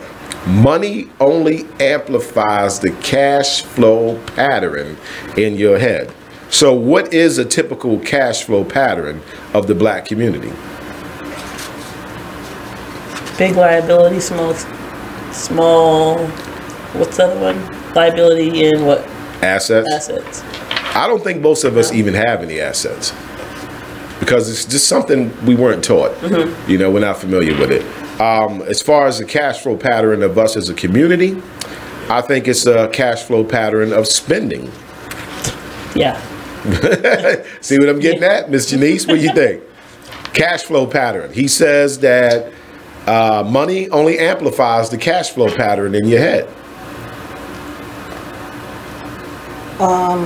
To me, spending is the cash flow pattern of the black community. Check, right. First thing you do is you pay whatever you got to pay and then check off stuff that you want. Now, I guess I'll put a disclaimer out here because I said that's the cash flow pattern of black people. So you know it's going to be people stepping forward like that's the cash flow pattern of white people too. No, I understand that. I don't care. It's not my business. You know what I'm saying? I'm strictly talking about for us. You know what I mean? So don't come at me with that, please. Because you know that's what we like to do. White people do it too. Okay. And I got nothing to do with that. And I guess it makes a whole lot of sense. And I guess it makes you think now, you know, with that. So he's saying money only amplifies that. So this goes back to what I stated earlier about a poverty-stricken mindset. all of us are in a society that teaches us a poverty-stricken mindset. So no matter how much money is given to a person with a poverty-stricken mindset, they're going to work their way back to zero, because that's what their mind has been programmed to do. So when he says money only amplifies your cash flow pattern in your head, that's the cash flow pattern he's talking about. You've been conditioned to be a consumer, not an investor, not a saver, you know, not a risk taker, a spender. This mindset has been implanted in our head since the first day we started. You're being bombarded with it every day. Yeah. Every day. Advertisements, like I said, you know, social media, you know, like we all want to look good. We all want to have nice things. And I don't think it's anything wrong with it. I think we just have not been educated on the proper way to do it. Right. You know, like he said, you get someone else to pay for your liability. So that example that the lovely Miss Janice gave about if you have a rental property and your mortgage is, you know, $600 a month, but you rent it out for $850. See, you in the know, because you have a liability that you've convinced someone else to pay for you, and in return for you letting them pay that for you, they're actually going to pay you a little extra. That's deep, right? That is. That's deep. Yeah, it's still kind of bad with this mindset, because you have to think about, like, if you spent the last 30 years in that mindset, like exactly, how much money you've wasted. Right. Not only that, like, you have to completely change your whole mindset. Bingo. How do you do that? How do you do that? Exactly. How do you do that? Reading. That's how you do that. Reading. There are people out here who are giving this information away for less than $20. You just have to take the time out to read. And I mean, even today, I mean, you can get on YouTube and find videos of people speaking about this. But this goes into, it would be a whole nother show when we get into discussing what we do with our free time. Like, even when I was reading the book, he was saying, like, you can tell a person's mindset just from the words that they're speaking. So as somebody's talking, so he actually said that in the book. Yes. Okay. You can kind of listen to what somebody's saying, and you can kind of figure out their mindset. So I can pretty much kind of tell, like, if you're an employee, self-employed, business owner, just by the words that you're speaking. Nice. Nice. Okay. So I want to address this last part here, right? Where he says, wealth is not worth. It is the number of days you can survive if you stop working today. Let me tell you how important this is, because this deals with financial freedom. So for anyone listening who does not know what financial freedom is, I'm going to give you the exact formula for financial freedom. Right. And you can measure how much financial freedom you have from this formula. Right. So the formula is this. Financial freedom is the number of days that you could survive off the money and assets that you have right now if you stopped working today. Right. You're going to realize you ain't that free. You're going to realize you ain't that free. I knew there was a smart ass comment coming somewhere in there after. I knew it was coming. Oh, I can't help it. It's fun. Isn't that horrible, though? It is horrible. It is, because it's disappointing, because it's so true. You know what I mean? Like, you don't know how far you are away from financial freedom until you apply that formula. If I stopped today, said I'm not working no more, how long would I survive? How long would I keep my house, my apartment, my car, be able to eat, be able to buy things I want, be able to enjoy myself? How long would that last? Until your vacation days are over. How many vacation days you have on your job? Right. How long you got them PTO days? Right. Yeah, all right. So PTO, see the problem in that? Yes. That's a problem. See, they've been pulling the wool over our eyes. See, that's a problem. So that's food for thought. Anybody out there? Madris guy, what's up, my brother? He says quick and fast. Yeah. That's ball game. Like, oh, you quit? What's this, Friday? Yeah, you'll be looking for a job Tuesday. You know what I'm saying? Just like that. That's the truth. Terrible. So that's food for thought, you know? That's food for thought. So let's move on to. Go ahead. You said that determines your wealth. That determines your financial freedom. Okay. Financial freedom. Okay. Yeah, financial freedom is based on the number of days that you can survive and hold on to everything you got if you stop working today. Okay. If I stop working today, they'll be at my door tomorrow. Mr. Harrison, this BGE. So pretty be much. like, I ain't got it, brother. Most people don't have no financial freedom. Yeah, so so that's why I decided to do this book. That way we can put this out there, man, and help our people learn some things that they might not even know is available to them. This is a great investment. Again, I'm not getting paid by Mr. Robert Kiyosaki. Maybe I need to email him. But I'm doing this because I want us to have access to certain things that we might not have heard of. And I'm sure it's plenty of people who have heard of, Rich Dad, Poor Dad before. But I'm sure it's a bunch of us that haven't. Can you get financial freedom being an employee? Ooh, that is a hell of a question. Do I get the bell on that? You get the bell on that. That is a good question. Can you get financial literacy by being an employee? What do you think? I don't know. You can. The book said you can. You can. You can. Because it goes back to what was stated previous. It's not about the money you make. It's about what you do with it. Right. So you can be an employee. But if long as your financial literacy is not that of an employee, you can take that money and get paid. I read a book many years ago called The Wealthy Barber, because I'm a barber, right? And in that book, that's what it was. He spent 10 years cutting hair, knowing that family and friends thought he didn't have no money. And he was investing his money the whole time. So after like 10 years, he finally told him, was like, yeah, I have $3.8 million in the bank. And they're like, yeah, right, you cut hair. You know what I'm saying? And then he hit him with that news. Like, nah, I've been studying financial literacy for the past 10 years, so I've invested my money. So all those tips and haircuts I did, I took that money and I gave the money a job. I didn't get another job. I gave the money a job. Damn. That's deep, right? So yes, you can be an employee and still achieve financial freedom. All right, so what about most employees who think like, they're investing in their good 401k plan? How does that work out? Well, because I'm not an employee, I can't really say I have the exacts on it. I'm just going to say this. My personal perspective, whether it's a 401k or whatever, is that the best person to take care of my money is me. The only person I can trust is me. And I think when we had that Enron situation many years ago, I think that showed that the 401k might not be the parachute you think it is.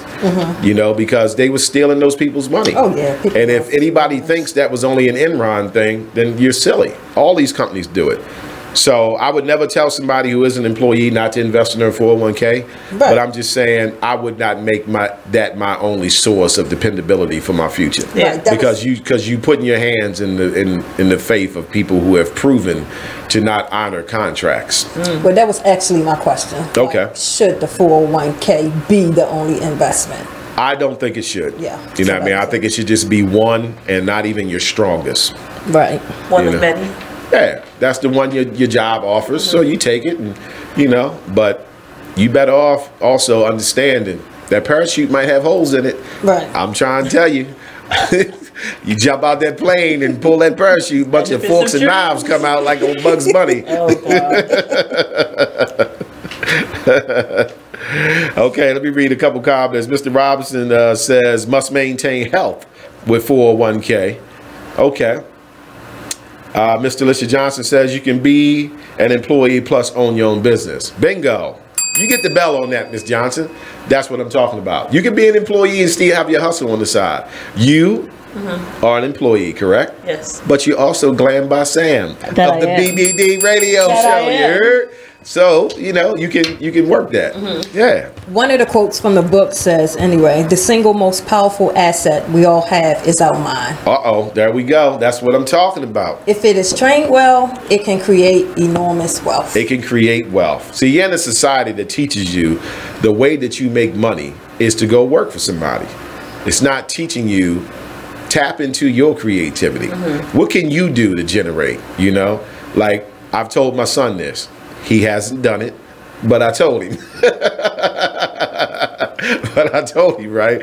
The best way to make money, in my opinion, is finding something that you love to do, because it's not going to be work to you, right? You love to doing this, and you got to convince people to pay you to do it.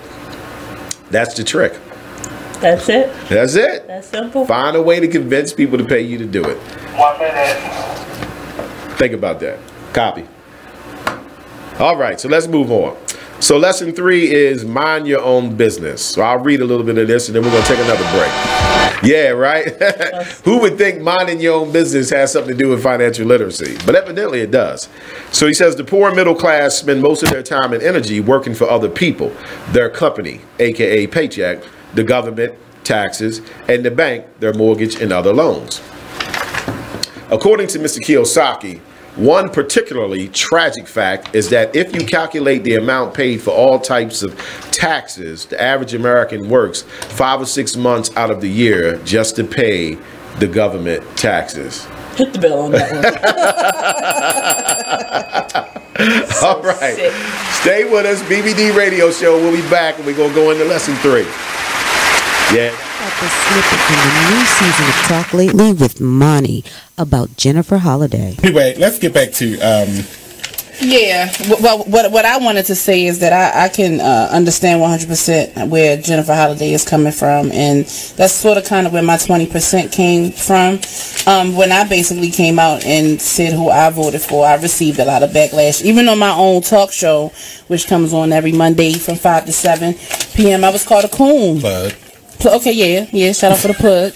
But yeah, someone actually, you know, they told CJ Bernie that I was a coon, and that really hurt me. I've been called everything from a fat whatever and everything, but someone actually commented on his Facebook. I didn't even say that. That's kind of called me a coon, but it's like I like you. It's crazy because I just feel like someone like Jennifer Holliday. I understand why she stepped down, but I'm kind of upset with her because I think she still should have performed. You know, if you're going to jump out there, then stand in your truth. Don't let no one stop you or change your mind about anything. And listen, no one put a gun to her head and made her sign on for that. But it just seems like, you know, she was basically, she was bullied. But see, the thing about it is they will put a gun to her head to not do it. I don't think so. Well, that's what the threat says. You gotta say, it's why it's called a threat. You don't know the hypotheticals in there that could happen to you. Why do you think she's not a well-known singer, so she's not going around with security. Since she goes to get her tracks at the mall, right? Pow! Right, but at the same time, now we got a whole bunch of dead cats. Yeah, but like what she said in the footage, you know, today on The View was basically it's not white people who was threatening her. It was us who was threatening her. Right. Where do you think she live? I think she live in Atlanta. Exactly. They gonna get her at the Ku Klux Klan mall and drag her by her hair. You know her hair made a cat. She got the new weave. I don't have Jennifer Holliday money, honey. I don't know what it might be because it's. I don't got Jennifer Holliday money, but. Me personally, I feel as though, you know, like I said, once I kind of came out, and even being on this show, because I'm pretty sure the headline says Trump supporter, I'm putting a lot of myself out there. You know what I'm saying? So I get it. Every Tuesday at 7 p.m. only on BeExposedRadio.com. Thank you for tuning in to BeExposedRadio.com. Sit back, relax, and listen to this flashback of the Artist Exchange Radio Show. What does hustle hard mean to you? What does that signify in your life? That's a lifestyle for me. You know what I mean? Like, true story, I was born into a family and a community of hustlers. Now, let's get focused right quick, because when people hear the word hustler, they confuse it with con artist or something negative. So they like to call people entrepreneurs, right? But the definition, and I'm paraphrasing, you know, but the definition of hustle is forced movement or to be hurried, right? But we're not talking about just pushing other people. Sometimes you got to push yourself, and that what makes you a hustler. True story. So the thing about it is, like, when it comes to hustling, listen, quick story. I used to go buy juleps a lot, right? And my grandmother used to make me clean the yard, you know, shovel snow, do things like that to go get a julep. But one day she was like, look, you putting all your money in someone else's pocket. Save those quarters, and I can teach you how to make a formula, and you can sell your own juleps. You understand? So the next couple weeks, I save my money. Always a hustler. Listen, got to love but think everybody about got this. a grandma story like that. Grandmothers are the natural hustlers because they were the ones who maintained and sustained our families through epidemics. You're talking Big Mama went through slavery and held it. You're talking Big Mama went through the Depression and held it. Big Mama went through crack and held it and still maintains it today. So if you don't think you come from a hustler, then you don't know where you come from. You understand? That's so real. I began to sell juleps, and ever since then, I capture a hustle. And a hustle is not a swindle. It's not a sneaky thing. It's up front. You're providing a need. You understand? So you're the bridge. If you're a true hustler, you're trying to be the bridge. If somebody's on one side and they need to get the other, you're trying to be the bridge, fill in the gap. So hustling is a lifestyle. It's not something you can do 10 minutes out the day. It has to be something you live. Word. Hey, what's up? This is Nate, host of the Artist Exchange Radio Show. Tune in every Friday, 7 p.m. to 9 p.m. and every Saturday, 12 p.m. to 2 p.m. Real artist, real talk, real live. Here, live on BeExposedRadio.com. Black by Demand Radio Show. 2 years ago. If you broke that bike and it don't work, that's on you, brother. I suggest you get that toolkit out back and then start working with it, right? Yeah. So my son's looking at me like, wow. And I broke down to him how we had got fixing flat tires down to a science. You understand what I mean? Sticking the tube in the water. Right? Talk to me, brother. You understand what I'm saying? Yeah, you know, critical thinking. And see, and we look at that now and like kids, they not as on hands like we were back in the day. That's because nowadays you don't have to put the bikes together anymore. They can come assembled. Yeah, everything's coming assembled. In the store, they ask you like if you want it already assembled. Right. Back then, you just got the box with 1,000,000 pieces. Right, and today I don't think they could work with that. It's just like the thought process. Nowadays, you get a bike that's already put together. Now, when you were younger, you had to put this bike together. You got to put it together. That basically closes your mind into learning how to do something. Now. Yes. Now you're giving it something. So, okay, you take this. And this is what it is. Right, so now we have to run with this instead of teaching the child, this is how you put this together so you see the result as this. Right. Critical thinking. I like that. So look, not to cut you off, Mr. Denise, but let's go to our first commercial break, and then we're going to come back and finish talking about critical thinking. Check out this flashback from It Is What It Is radio show. Paul he was chilling. He was doing his thing. Y'all, you feel me? Love y'all family. You know what I'm saying? And like, for him to be taken away from you. You are listening to BeExposedRadio.com. Are we back on? All right. I'm here, everybody. I'm here. So welcome back. So we finishing up. We was on what? Lesson 3? Right? About minding your own business. And I had read the first part. According to Mr. Kiyosaki, one particular tragic fact is that if you calculate the amount paid for all types of taxes, the average American works 5 or 6 months out of the year just to pay the government. That's terrible. And I have a quote here from the book that says the number one expense for most people is taxes. Number one expense. Number one. Right. And that must be referring to employees. Right? Absolutely. So they hitting us harder than they hitting anybody. Yes, of course. All right, let me read on. It says, don't confuse your profession with your business. Example, your asset column. The traditional school and job path is generally a necessary thing. But the problem is that you usually become what you study. Instead of allowing that to happen to you, don't lose yourself in schooling and a job. Rather focus on your own asset column. You can keep your day job, but put your money in assets.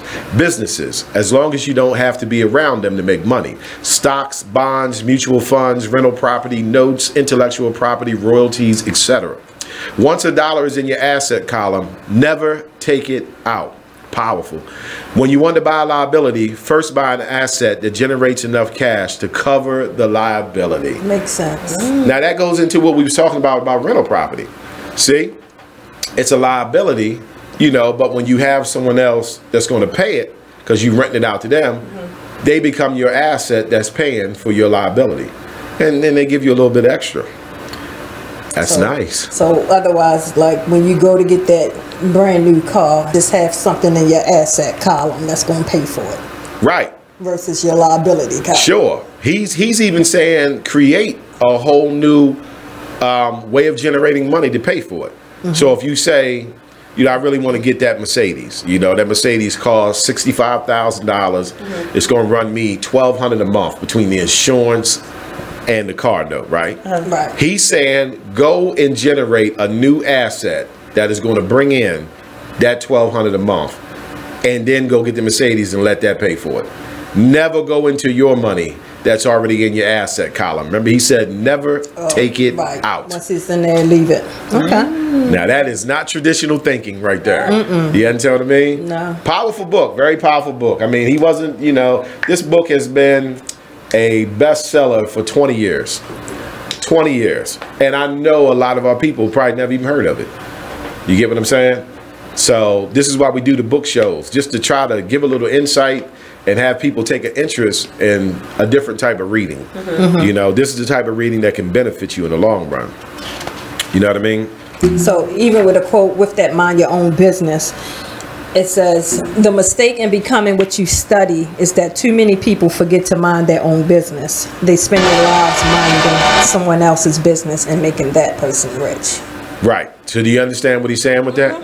Yeah. He's saying that's you as an employee. Right. You're minding someone else's business. Absolutely. Instead of minding your own. Right. Because in this society, when it comes to figuring out how you're going to make money, it's two options.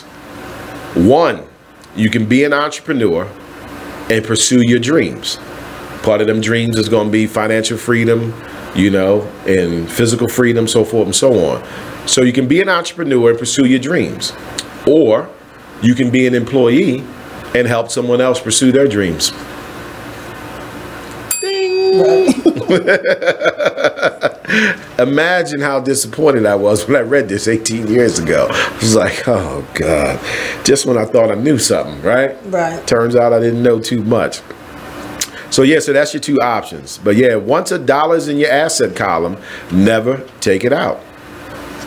When you want to buy a liability, like a car we was talking about, first buy an asset that generates enough cash to cover that liability.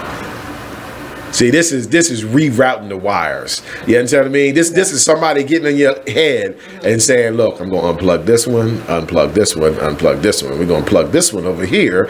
We're going to plug this one here. And we're going to plug that one. Like, this is rewiring you all together. It is. And it is something you have to practice. You know what I mean? Like I said, I've read this book and, you know, I went back through it over the years and certain things. But this is... Actually, I'm going to be honest with you. I've read like 13 of his books. This is just one, right? So we'll do another one. I got another one, what I call part 2 to this book. So we'll take another show and we'll do that book. But yeah, he's got quite a few. And for those out there listening, he actually has books for kids. So he has Rich Dad, Poor Dad for teenagers and like Rich Dad, Poor Dad for kids.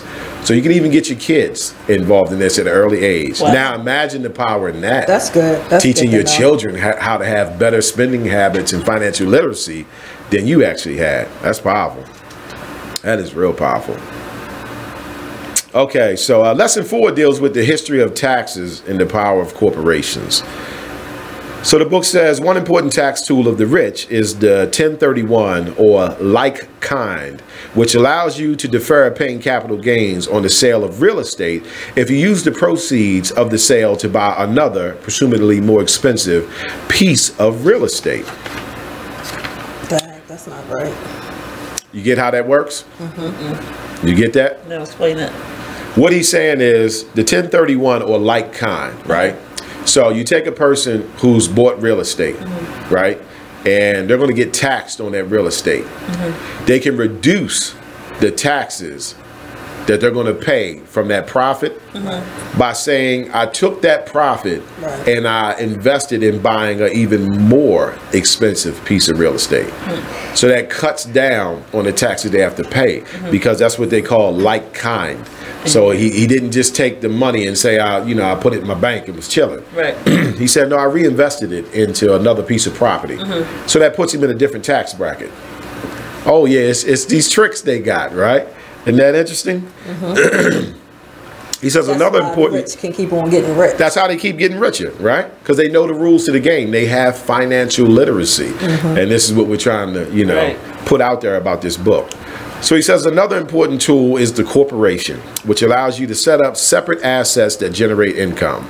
The key is that while the individual is taxed before expenses, a corporation is taxed after expenses. The simple rule means that if done properly, you can legally write off vacations, car expenses, health club memberships, restaurant meals, and so on.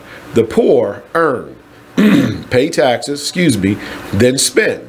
The rich earn, spend, and then pay taxes. What's that look in your eyes, Miss Dennis? You want me to read that again? No, you're good. Good? Yeah. You get that though? Yeah. How you feeling about that? I'm over it. You got that certain look in your eyes. Yes, I feel like I'm getting bamboozled every time I come in here with some shit like. Yeah, but at least you're on the right path because you do have Glam by Sam. And one of the quotes was like, you can start minding your own business. You can keep your daytime job, but start, buying real assets. Glam by Sam is your business. Exactly. So you even just though need to you got learn your to daytime mind job, your goddamn business. you still have your own business. So you're on the right path. You're on the right path. You're on the right path. This is just some bullshit at every point. Excuse my language, but oh, I'm with you though. I'm with you. I know it's disturbing, right?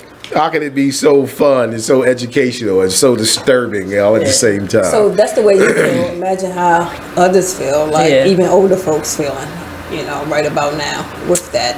Yeah, we've definitely been bamboozled, and they're not teaching this stuff. But like I said, these are things when I go back to what I've said on every show, which is we have to educate ourselves. You can no longer sit back and think, he got a high school diploma, she went to college. It means nothing if you don't have financial literacy. Right. Because even with those degrees and that big paycheck, you still have what is called a poverty-stricken state of mind. So all you're going to do is go out and buy a bunch of toys. Like it's very easy as us as black people to look at the black people who make money. Yeah. We know who you are. Everything about your life says it. The car, the house, the vacations. I'm saying everybody doesn't operate like that. Yeah, because think about it. Because even if somebody came and took every dollar you had today and left you with 10 and left you with $10 and like, this is it. Like, you have to live from here on out. Like, just think about it. Like, you might be able to become a millionaire off that $10. Like, you took that $10, went and bought a pack of lemonade, some sugar, started selling frozen cups, and from there. Yeah. Right, okay. Yeah, that's a good example. Yeah, that's a hustle. So that's a hustle. And we already hustlers as black people, period. Thinking like that now. So that's why when they saying, like, make some type of dollar, earn you some other dollars. Like, so it's different ways to make that happen. So you have to really tap into your thinking and come up with it. But we make enough money where you can take some of those dollars and start investing it in your own business. So we have to do what we have to do. That's a good point. See, even with a lemonade stand, you get you some money. Get you started. So. Hand you lemons. So we have clarity on assets and liabilities, though, right? Everybody's understanding that. Assets add to your cash flow, liabilities take away. So I know at one point in the book, if I remember correctly, he has you do like a financial report card, I think. If not in this book, it might be in the next book. Just saw it in that one. But yeah, he has you do like a financial report card where you go through, your finances and how you spend your money to see if you have any assets or just all liabilities. Right. Oh, let me tell you. Just be prepared if you do that financial report card. Expect the best, but prepare for the worst. But like, I feel it's needed, you know what I mean? Because him doing that forced me to examine certain things in my life. And I wasn't happy with what I saw, and that promoted change. You know what I mean? But if you walking through life and you think you're on the right track all the time, even though, you may not have your ultimate goals, but then we go back to the law of relativity. When you compare yourself to others, you're feeling good about what you got, right? So that can kind of stop you from seeking any other type of financial literacy. Okay, so Kiyosaki says the ideal of financial literacy can be summed up in 4 parts. Part 1, accounting. The ability to read and understand financial statements. Part 2, investing. The science of money making, creativity combined with strategy and formulas. Part 3, understanding markets. The science of supply and demand, technical, emotional driven, and fundamental economic sense investments. And part 4 is law, understanding taxes and avoiding lawsuits. That's interesting. So those are the 4 points of financial literacy that he says you have to get in touch with. All right, lesson 5. The rich invent money. The rich invent money. Says people complain that they don't have enough money to take advantage of the deals they see. Even more often, they have opportunities that they can't see. Most people know only one solution: work hard, save, and borrow. They don't understand that both luck and money are things that are created. In contrast, the rich know that their mind is their most valuable asset. Right. So that's the quote that you had just gave. So your most valuable asset is your mind. Essentially, you have 2 options in life: work hard, pay taxes, save anything left over, and get taxed on the savings. Or take the time to develop your financial intelligence and harness the opera of your brain to create assets. How we feeling? Glam by Sam, are you still with us today? Yes. You got that look of disappointment on your face. What's going on with you? Life is a sham. It's a scheme. You've been bamboozled. I've been hoodwinked. Hoodwinked. That is true. That is very true. Another good book is Think and Grow Rich by Napoleon Hill. I might do that book too, because I actually read that one before I read that one. Think and Grow Rich. Yeah, so we'll do another show where we'll cover that one. Yeah, that's just the one part they don't tell us about a job. Is that it's just an acronym for just over broke.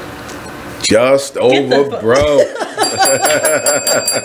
That's your acronym. It makes so much sense. Just over broke. Just over. Madrice Guy says that book changed my life. I'm assuming you're referencing Think and Grow Rich by Napoleon Hill.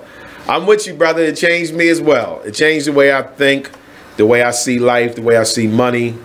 It's some great books out here, you know. And again, I know that us as a community, like, people are not going to tell us this. This is why we have black media. This is why we have the Black by the Man radio show. We try to put forth information that can benefit us, you know, and have some fun, you know, at the same time. But, you know, there's lots of people who know about all these books. But again, you also have to take time out to read. And that seems to be very challenging within our community, you know. But we got to take time out to read some things other than, you know, little magazines and, you know, trinkets. Remember, what you study is what you become. Right. What you study is what you become. Like I always tell people, you know, like, you can't let your mind constantly be bombarded with nonsense. Right. You know, bunch of bullshit. And, you know, and this society feeds us that 24 hours a day. Whether it's you watching a movie, social media, watching television, going to a party, so forth and so on. I had someone say to me one time in regards to, you know, how I feel about partying. Like at a certain age, you got to get past wanting to attend every event that you're invited to. So what the person said was, well, tomorrow's not promised, you know, so what's wrong with living for today? I said, the problem is you keep waking up every morning. That's what the problem is. You know, that whole saying that tomorrow's not promised, that was fed to you. Keep living the same way. Right, so you can keep living the same way and thinking, hey, I got to enjoy this the best I can. Hey. Right, you know, and then before you know it, you 63, sick, right, and partied your whole life away. Like you've been playing and having fun since you've been in the sandbox. Yes, I'm saying 42 years old, still talking about, well, I'm going to the party. Yeah, well, good luck with that. Good luck with that. And I'm not saying there's anything wrong with partying. I'm just saying as you grow, you got to start recognizing that you can't keep feeding your mind a bunch of nonsense and then expect your life to be different. You're not doing anything different. You're not doing anything different. We keep on the same path and then putting it on Jesus. Jesus will make a way. It's ridiculous. Jesus, take the wheel. Yeah, Jesus, take the wheel. So what would your advice be to the ones who, you know, they work every day, but, you know, they would like to become an entrepreneur, but they just afraid of the risk. They just don't want to take the risk. Good question. The first thing I would say is understand the definition of an entrepreneur, because the definition of an entrepreneur is a risk taker. So you can't say you want to be an entrepreneur and you don't even know what it is. So that's the first thing I would say, right? And then number two, it's like anything else in my opinion. If you switch your mind over to a certain category, it will open other doors up in that category. When I first started reading financial literacy books, I began to see opportunities to read other ones. Sometimes within a financial literacy book, the author will mention another financial literacy book. So in this book, Robert Kiyosaki mentions Think and Grow Rich by Napoleon Hill. So you get what I'm saying? And it's just the fact that you put your mind in that direction, things start working out. It's like, you know how you get a car, you thought you bought a car that you didn't see a lot of people have. And then once you got the car, everywhere you drive, you see somebody with that car. See, and it's because your mind is now open to seeing that because you have that car. So my advice would be first understand what an entrepreneur is, and then start reading financial books, business books. Somewhere in that, it's going to open up your creativity in your mind, and you're going to discover something about yourself you didn't even know was there. See, the whole thing with society is to stop you from being creative. Stop your creativity, stop your spirituality. Okay, so they're disconnecting you from the Most High, the one we call God, and then they're disconnecting you from your own creative thought process by keeping you bombarded with entertainment. And with black people in particular, we fall for it hook, line, and sinker. Nobody cares in the black community. At least most of us, we don't care about things that will actually advance us in life. We care about things that make us feel good. So rather that's watching television, going to the parties, you know what I mean? Or, you know, the things that we do. And there's nothing wrong with that, but it has to be limited. You got to take some time and learn something that you haven't learned before. Yeah. So that would be my advice. Yeah, because society has done such a great job with impounding, pounding job security in people's minds. Like, fear tactics. Yeah. Remember he mentioned earlier fear and greed. Yeah. So that's what they're using against us. Fear and greed. The fear of how are you going to make it if you don't keep this job. The greed of I need more money from this job. See what I'm saying? So it keeps you, you know, in a little conundrum there. Madrice Guy says no risk, no reward. Absolutely. Now, I can tell you, I know this brother. He's an awesome entrepreneur. So I truly respect that comment, my brother. You know, like he's speaking from his own experience. He knows. But yeah, so, you know, we're being tricked into not tapping into our creativity. And the thing is, as a people, we're very creative. So let's take that $10 example that you gave, right? $10, black mother, 3 kids to feed, including herself. Guess what? Oh, they eating. They eating that night because we resourceful, we creative. She'll go buy a box of ramen noodles, a couple packs of Kool-Aid. You understand what I'm saying? Like we get creative when we're forced to get creative. But you can get creative without somebody forcing you. Tap into it. You know, you want to do something different? Tune into the Black by the Man radio show every week. We'll help tap into your creativity. It just makes sense. Mr. Alicia Johnson says no constructive conversation is taking place amongst us. True. That's what I mean. So if you recognize that the people you hang around, the people you've been around, do not participate in constructive conversations, we're not saying stop dealing with them altogether, right. But you need to cut some of that time and get around some people that's talking something different. Right. Because we do tend to stay surrounded by everybody who thinks alike. Mm-hmm. You know what I mean? Like nobody wants to hear about this book.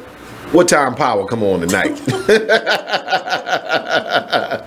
You know, they don't want to hear about this. You know, and it's sad. So I'm saying when you realize that, you got to get yourself around some people who are interested in that. Mm-hmm. You know what I mean? And then when you not on that timing, then you can go watch Power with the other people.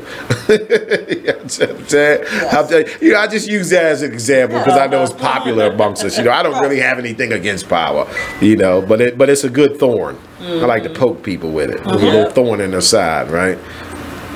So yeah, great question though. Great question. So the rich invent money. That's where we're at with that. Yep. They invent money. Like the lovely Miss Janice said, they take that $10 and open up a lemonade stand. We take that $10 and do something else. Let me get a number 2. Right. I was going to say that's lunch for today. We're going to give that money away. So we got to start giving money to ourselves. So yeah, financial literacy. That's what it's looking like. Let's see how we looking here. All right, so let's move on. Because we're getting short on time. We could have did this book all day. You know what I mean? Yes. All right. So it also talks about lesson 6 being work to learn and don't work for money. Work to learn. Don't work for money. The author urges people, especially young people, to seek work for what they will learn more than what they will earn. Aim to learn a little bit about a lot instead of seeking specialization, because specialization is for employment, not for being rich. Instead, take the jobs you need in order to learn to manage cash flow, systems, and people. Now that is interesting. Very interesting.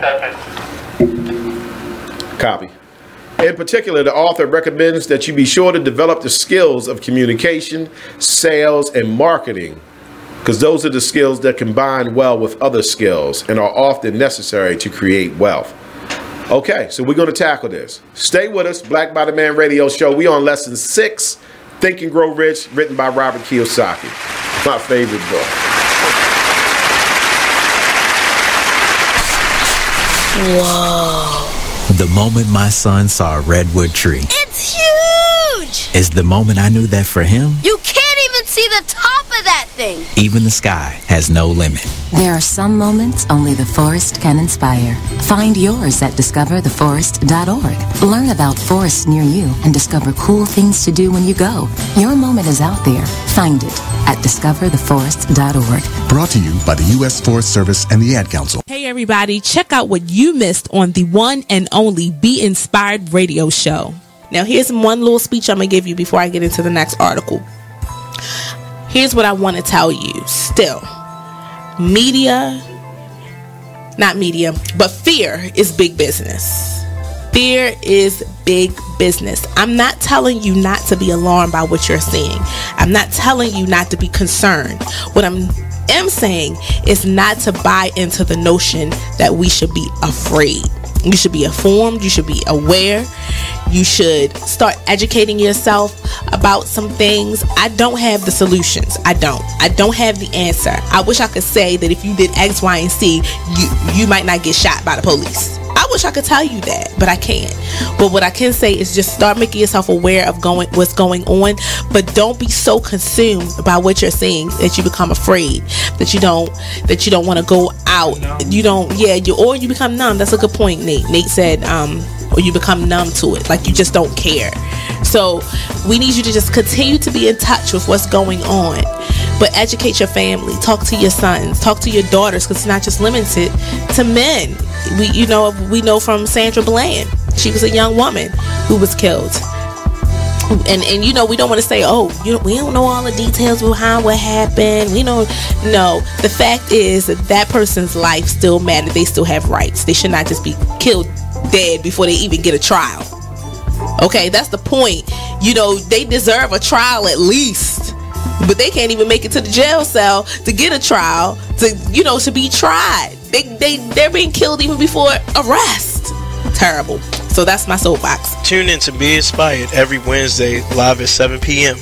right here on Be Exposed Radio. It's a family affair if you want to look at it that way. It is. I totally agree, and I believe I believe that this wisdom on the wall is going to. You are listening to BeExposedRadio.com. Welcome back. So for those who tuned in a little late, today we went over one of my favorite books, Rich Dad, Poor Dad, written by Robert Kiyosaki. This is a great book. Again, this man's not paying me to do this, but I do this because I think it's valuable. And for those who are not aware of it, I want to give you the opportunity to explore this. It's a great book to get. It's going to challenge traditional thinking that you may have learned over the years, whether you're college educated or uneducated. This book does not care, because this book is about something totally different. Financial literacy, and that wasn't received through any education. I can promise you that. So we're on the last end of the segment. I really enjoyed talking about this book today. How about you, Miss Janice? Loved it. Loved it? Mm-hmm. So we'll go over some obstacles. So these are some of the obstacles that he says you have to overcome in life to reach some of your financial goals. Okay. So the first one is fear. Specifically, the fear of losing money. Definitely. People who make money are not afraid to lose it. The rich do not build their wealth steadily, never losing money. They learn how to limit their losses and turn those losses into opportunities. So that's the first obstacle, overcoming fear. Yeah, I see why it's the first one. Yeah, because that's powerful, right? Yes. The second obstacle is cynicism. Mm-hmm. Anybody familiar with that? Not really. Cynicism comes from unchecked doubt and fear. It is expensive. Oh, that's a typo there. Anyway, we will always have an excuse for why something is not possible. They criticize instead of analyzing. So cynicism also deals with fear. It's unchecked doubt and fear. Mm-hmm. Third obstacle, laziness. Usually the laziest people are the ones who are busy. People stay busy in order to avoid problems they don't want to face, or to avoid the work necessary to develop their ability to become rich. Laziness by staying busy. Rich people have a desire that overcomes their laziness. Now that is interesting, because that is true. I have a question with that then. Yes. So laziness, like you just said. So when they be like black people is lazy, is that what they talking about then? No, I don't think that's what they're talking about. Is that the lazy? But I mean, I'm sure they would fit it in the category somewhere. Okay. Because this is a different take on laziness, right? It's a different kind of lazy. Right, because, see, like I said. I'm wondering when people say, like, we're a bunch of lazy people. Right. So think about it. You can give the free information away. Mm-hmm. The books are in the bookstores. You can find them online, so forth and so on. This man is saying you don't want to take time out of your schedule to read this, to go to that store. Yeah, you're excusing it by saying you're always busy. Right. And that's not true. You're being lazy. Right. And you're blaming your laziness on being busy. I don't have time to do that. You know what I mean? I don't got time to sit down and read. Mm-hmm. I got to deal with these kids, this, that, and the third. I believe that's what they're pointing out. Because you don't understand the seriousness of how it's going to benefit you. Well, you make time for the things that you want. You make time for the things that you want. Bingo. If you wanted it, you do. Right. So you make time for power. but you ain't never got time to read no book. I'm just saying. All right. Fourth obstacle to overcome. Bad habits. Our lives are more of a reflection of our habits than our education. That's powerful. Wow. As an overriding rule, the author insists that you pay yourself first. I just had this conversation with someone. Take care of yourself first, physically, mentally, and financially, instead of paying your boss, tax collector, or landlord. All right, what does that mean to y'all? Pay yourself first. Are you familiar with that? No. Yeah, I'm familiar with it. Familiar with it. Okay, you're not familiar with it. Okay, so this is what he's saying. Contrary to what you've been taught in this society, right? Which is you get your paycheck and you pay all your bills. Yeah. As a responsible person. What's left you then divvy that up amongst the things you want to do. But aren't you supposed to do that? No. Why? Because you worked hard to earn that money. Why would you make your bill collectors your first priority in your life? Now, I get it. To maintain, like, to keep your things. How do you know you can't if you did the opposite? By what, paying yourself first? He's saying when you get your paycheck, you're supposed to look at your paycheck and decide what amount, what portion of that check you're going to keep. The rest, that's what you divvy up amongst the bill collectors. Yeah. Yes, it is. You can do that. Yes, it is. Now, you see how different that is? Now, that was an option. Now, he's not saying don't be unrealistic. But think about it. Bill collectors will work with you a little bit. You know, so you might have wanted to pay all of that cable bill, you know, but if you take your payoff first, you might not be able to. So he's saying be okay with that. You worked for the money. Always pay you first. Then you figure out what you can pay them. Now, I'll tell you how I personally did it mentally myself when I started doing this, right? I would just pretend that my check was that amount less what I took out. Do you get what I'm saying? Because when you have a paycheck, say you forgot that you took off 3 days last week. You get your paycheck, you forgot. You thought you had a full paycheck. And then you get it like, oh, damn, I forgot I took off 3 days last week. But you still keep everything on. You just got to work these numbers better now, right? You'd be like, I'm missing, you know, $200. So I can only put this on the cable. I got to make the car payment, right? Got to pay the insurance. But I can give Verizon just this amount. You get what I'm saying? You still work it out. So for me, I would just pretend that's what my paycheck was. I took my cut right off the top. Oh, you take your cut off the top. Straight from the top. I found it easier to just get my money, pay myself first, and then determine what I'm paying after that. I think a lot of folks pretty much have that paycheck planned out before it even comes, and I think that's what hurts a lot of folks. Before you get the check, it's gone. It's gone. But if you just wait until the check got there, took your money first, and then saw what was left, and then at that point you can determine what you're going to pay. It's definitely a different route. Nate says, I think this is what black people have always been with their money. Yeah, definitely the irresponsible ones, Nate. But yeah, but if we look at responsible ones, we usually pay everybody else first. So he's saying don't do that. Pay yourself first. Right. You know, even if it's just $20. Even if you just say, I just got my paycheck, I'm taking 20 of that and putting it in the bank. Or if it's 100. But point being, you break yourself into this new habit. This new habit of taking care of you before you take care of these bill collectors. You get what I mean? And that's different thinking. So crazy. Right. Like, but imagine how you would come up. You just heard of that? Yeah. Not just, but just the thought process of being like, oh, well, I would do what I want to do first, and then we'll talk about whatever I owe y'all. Like that shit second. But like, because I always plan out mine. Like I know what bills are coming up and what's going from my check for that week. So it's like, once I take care of that, then whatever's left over, I'm like, oh, okay, well, that's fine. Right, and I'm sure he mean it by being responsible. I'm sure he don't mean it by like, yeah, I'm going to go out and party first, and then what's left, you know. Right. Just even that whole mindset of breaking you off first and then taking care of, like, that's just so different, right? So different. But it's your money. Right. Yep. And let me tell you, it takes a minute to get used to it and get that mindset, but when you do, you'll be so happy. Yeah, you have to do it. It increases the chances of you retaining your money.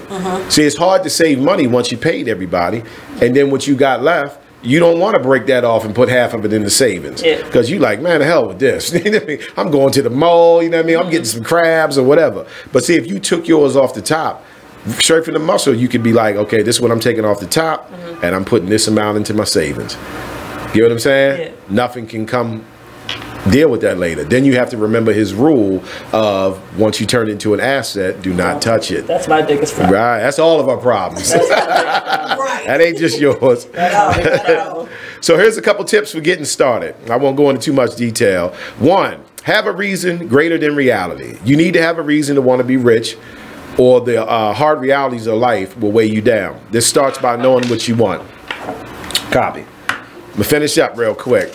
Number 2, choose daily. Every day and every dollar is a choice to be rich or to be poor. Our spending habits will reflect who we are, not the other way around. Number 3, choose friends carefully. Don't choose your friends based on how much money they have, but be careful about being around cynics or people who don't like talking about money. They will rub off on you. Instead, do your best to learn from people who support you, teach you, and make you a better person. Number 4, master a formula, then learn a new one. Most people stop with the ABC formula of work hard, pay your bills, and save for retirement. Go to another formula, investing in foreclosures. Put into practice and perfect it before moving on to something else. See, we just taught you a new formula. And number 5, pay yourself first. There it is.